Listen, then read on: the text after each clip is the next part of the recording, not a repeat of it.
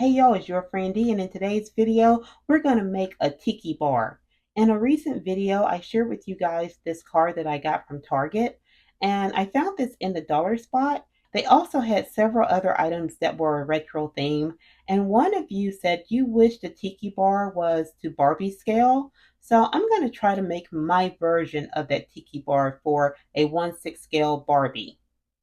With my version of the Tiki bar, I really have to think about how much space I have to store this. So if you look at the original bar, you can see it is in a circle, and the counter is the widest part of that Tiki bar. So I decided to make my counter first, and I know that this is going to be the furthest part out from the center of my Tiki bar. And I made a circle that was 11 inches in diameter, and I cut it in half. So my tiki bar is basically going to be 11 inches along the back wall, and it's going to come out 5.5 inches to the middle of my half circle here. So from there, I decided to measure in 1.5 inches, and you can see I did that on this half of the circle. So that gave me the outer counter of my tiki bar, and I did glue two pieces of foam board together for the counter. You can see there's two pieces, and this is just Dollar Tree foam board. So for this piece, I was going to cut out the center, but then I decided to leave it, and I'm going to save this piece for the roof later. Along with my tiki bar only being a half circle, I don't want it to be open to where you can see through it. So I'm going to add a back to my tiki bar. And I have this scrap piece of foam board that is almost the perfect size for what I need. I needed a piece that was 17 by 11 inches. And this piece is 17 inches. And there is a cut here, but I'm not worried about that. That's from whatever I was going to do with this originally. So I have my 17 inches this way, but this way it's a little bit over 11, so I will have to trim it a little bit. You can see here at the bottom. So I'm going to trim it down to 11 inches because my tiki bar is 11 inches across. So I need to trim it to fit this. So I have the back wall cut to 11 inches across, and now you can see it's the same width as the countertop. So when the countertop is on it like this, the sides match up. So now I need to make the bottom of the counter.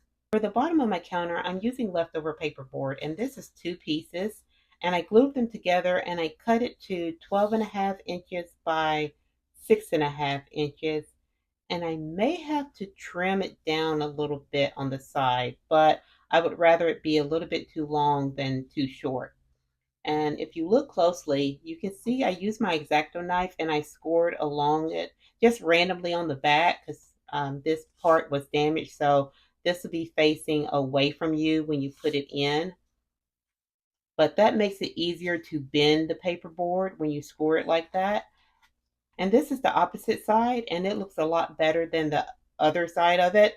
So I'm going to use this as the side that faces out.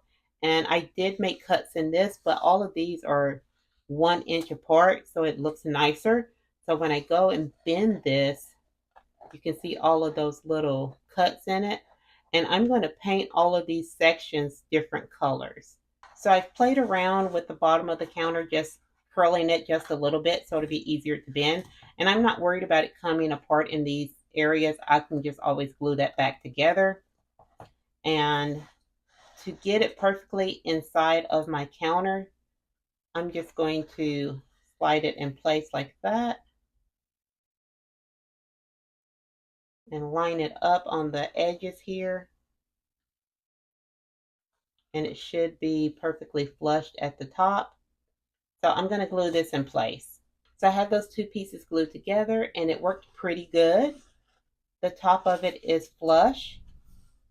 I did have to trim off about a 1/2 inch from the side to make it line up perfectly here on these edges. But other than that, it worked out great. So now I'm going to attach the counter onto the back wall, and I just want to make sure that the sides of the countertop line up with the sides of the back wall.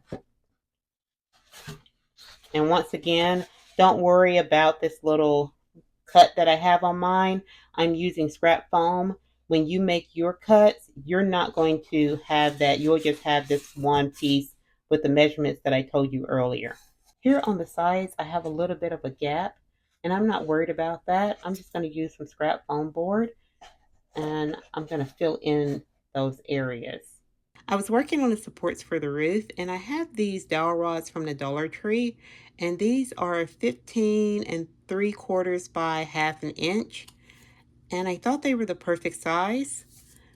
But the more I think about it, I have so much scrap foam board, I think I just want to use that up. So I'll save these dowel rods for another project. I have several of these pieces of foam board that are already cut to a 1/2 inch wide.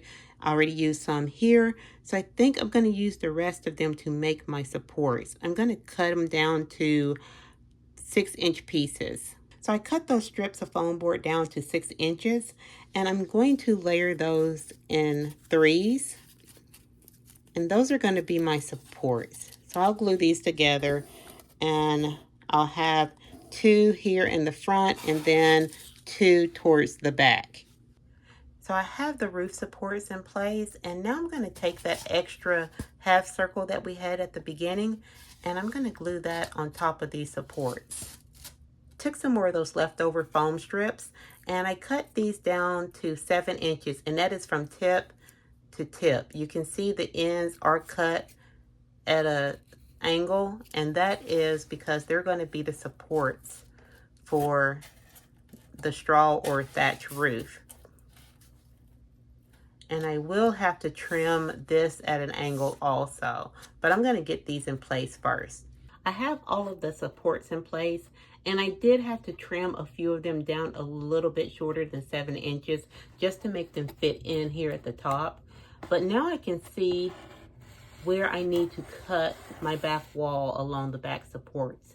So I'm going to cut this side off, and over here I'm going to cut this side off. So I'm just going to take my X-Acto knife and just score along that support.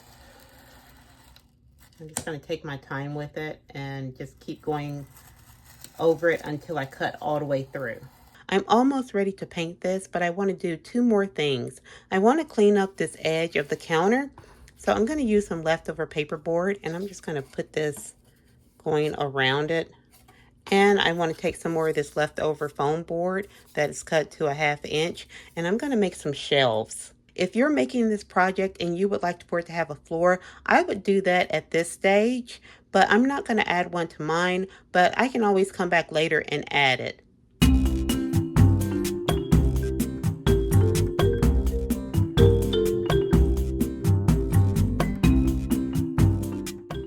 I covered the entire bar in gesso, and if you don't have gesso, just use Mod Podge. It will help to seal and protect your project and get it ready for painting.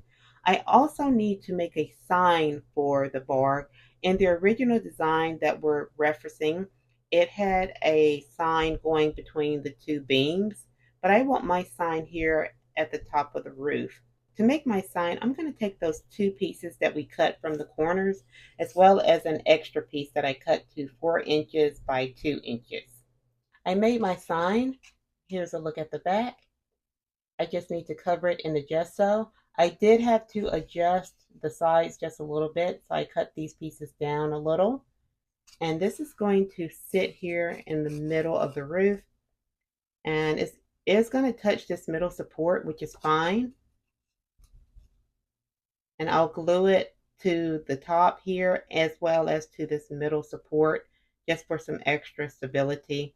And so after everything has dried with the gesso on it, then I'll start painting. I'm ready to start painting, and I'm going to keep with the pink and blue theme of the Target Tiki bar, but you can paint yours however you want to.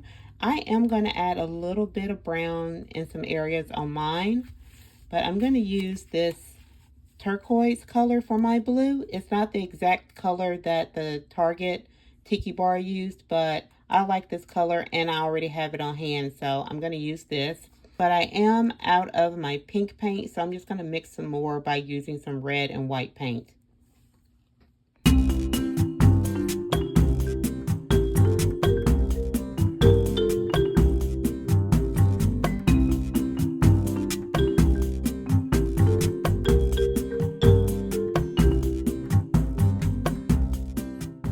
So guys, while I was waiting for all of the paint to dry, I posted this picture and asked you guys what you thought I was making, and one person got it. Some people said a ticket booth, and I can see that, but just me being quirky nailed it with this comment. So now we're going to finish the roof, and if you're wondering about this paint job, I did not want to paint this perfectly because if I do the roof right, you won't see it. But on the off chance that some of it did show through, I didn't want a lot of white peeking through our little thatch roof or straw roof. This also helped me use up some brown paint that was on my palette and had already started to dry. So here's the sign that we made, and I did the same thing. I just used up that brown paint, and you can tell I started to run out. But I did put a sign on the front of this, and I just printed this off my computer, and my Tiki bar is going to be called the Oasis bar. And my sign is going to sit right here. I'm going to try to center it as best I can. We have our sign in place, and now I want to put on the straw part of the roof. And I was going to go with more of a straw color, but since the Target one has a pink roof, we're going to go with pink. I cut several strips of pink computer paper in 2-inch strips, and then I went along it and made all of these little cuts. And I'm going to overlap them going around the roof here. So the next one would be slightly above that, and I'll have to work underneath the sign, but that's what I'm going to do now. So I've started putting on my paper, and I'm not worried about it sticking out because since it is paper, I can just curl it down and make it lay how I want to. But when it comes to putting it underneath the sign, I did have to cut it into smaller sections, and I folded the top of mine over so I could get it under here. So don't think you have to do one long strip across. Just piece it together however you can because it is a straw roof and it's not going to look uniform. It's not meant to look uniform. I'm almost done with the roof, and I wanted to show you guys that it is getting a little messy, but the good thing about this roof is that you're going to cover that up. No one's going to see that. And as I go up to the top of the roof, I'm cutting my pink paper into more manageable pieces. It's just making it easier to get on at this point. And you want to continue overlapping it. So if you took it up too high, you can kind of see there's a gap behind it. So I'm going to bring that down and overlap it about that much. And also, if you have any pink paper left over, you can go back and any gaps you have. So I have a gap right here, and I could take this piece of paper and glue it in there. I would have to be careful not to get glue on the rest of it, but it can be done if that's going to bother you. But for me, it's not going to bother me as much because I did paint the inside brown, so it's not as noticeable. And I guess another way for you to hide that is if you can paint the inside the same color as your roof. So guys, I'm at the very top and I'm basically cutting these pieces down even more. So I'm just trimming them down and I'm trimming the top. And that's giving me an even shorter piece to put up here. But I'm going to cap this off. And I've already made the cap for it. It doesn't look pretty, but once it's on, it's going to blend in pretty well. And I'm going to show you how I made this. So guys, to make the cap, I just took a leftover piece of the pink paper and I cut a couple of slits in it. And you're going to have to fit this a couple of times to make sure it's the right size. But I just started to fold these slits underneath.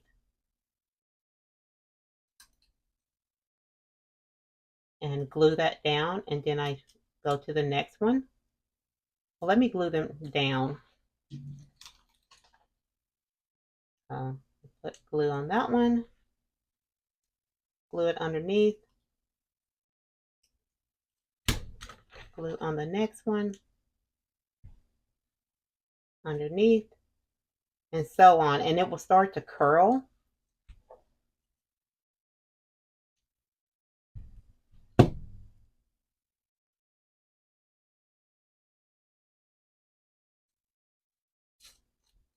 So you can see it's starting to curl on itself.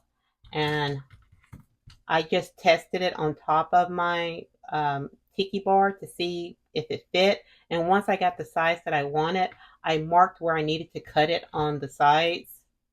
So since I'm not using this one, I'm just going to trim it. And then I went and trimmed off some of this portion. And that's how I got the crown of my, or the topper of the Tiki bar.